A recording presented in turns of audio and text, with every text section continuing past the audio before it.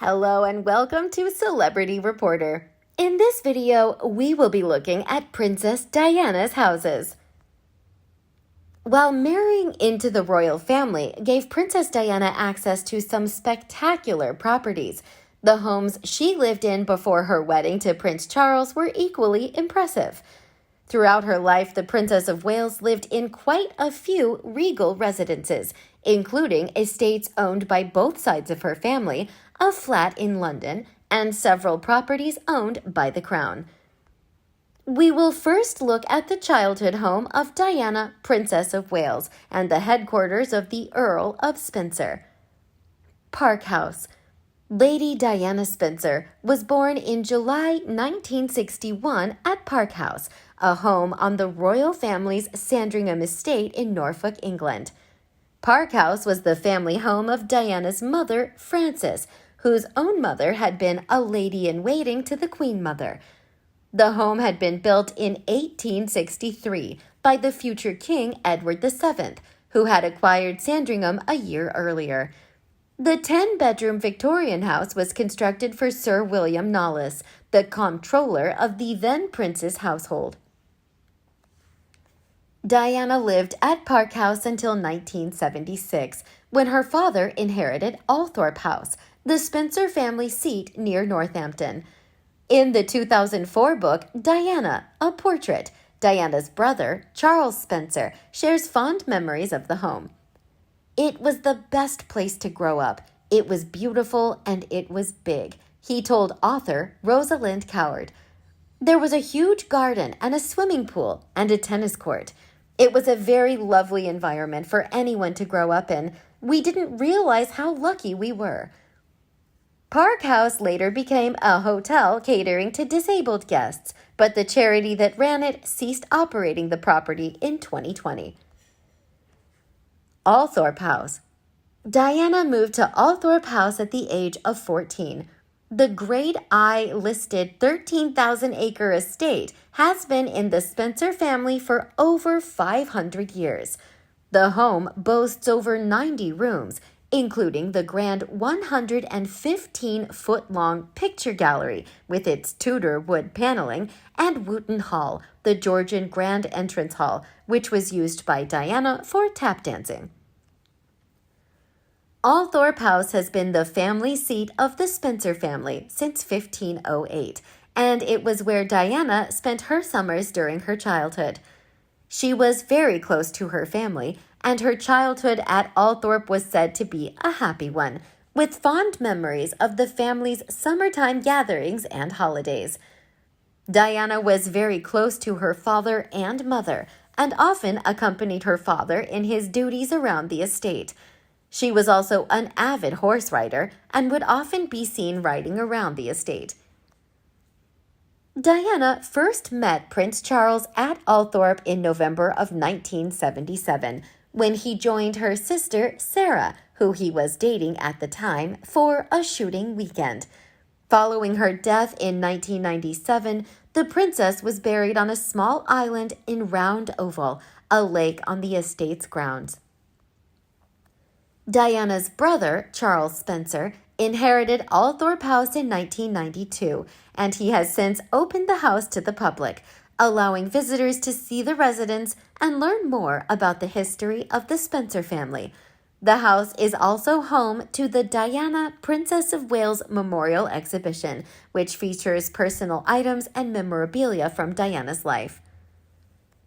Coleherne Court. In 1979, the 18-year-old future princess moved to London and bought an apartment in the Coleherne Court, a building in the South Kensington area. Diana lived in Flat 60 of the Edwardian red brick mansion block and rented out the spare rooms of the 3-bedroom apartment to friends for £18 per week.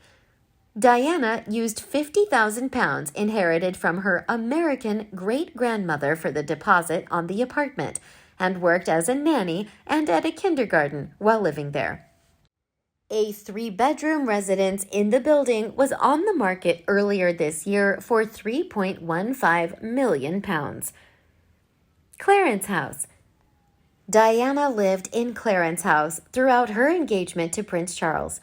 Clarence House was built by John Nash from 1825 to 1827 for the Duke of Clarence, the third son of George III.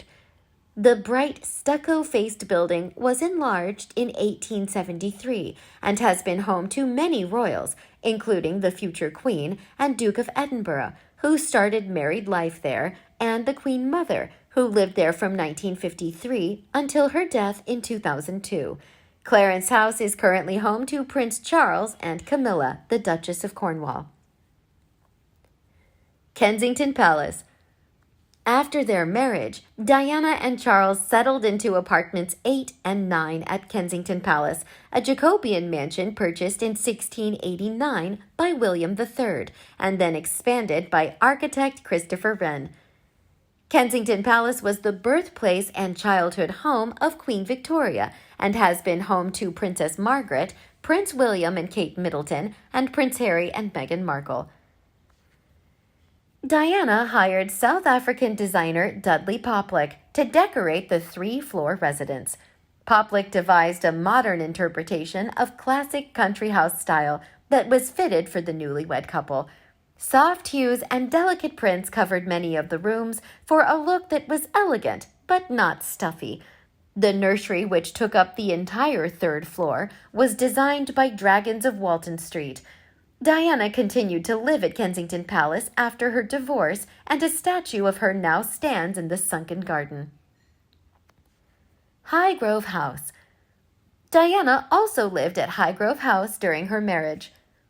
The Prince of Wales purchased the Georgian neoclassical home, which dates back to the 18th century, in 1980, around the time he started seeing his future wife.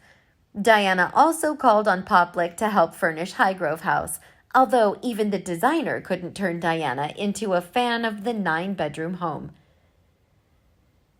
Princess Diana gave new, eye-opening details about her life in an explosive biography called Diana, Her True Story, in her own words.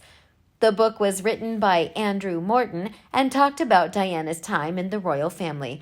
She also revealed the fact that she didn't like Highgrove House for a few reasons. But Charles's friends were not the only reason why she loathed her country home. She referred to her trips to their Gloucestershire home as a return to prison and rarely invited her family or friends, Morton wrote. As James Gilby said, she dislikes Highgrove. She feels that Camilla lives just down the road, and regardless of any effort she puts into the house, she never feels it is her home.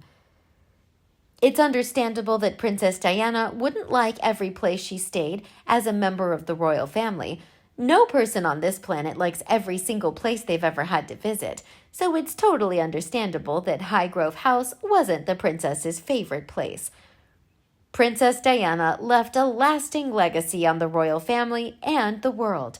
She was popular with the people, and they truly admired her as the Princess of Wales and the mother of a future king.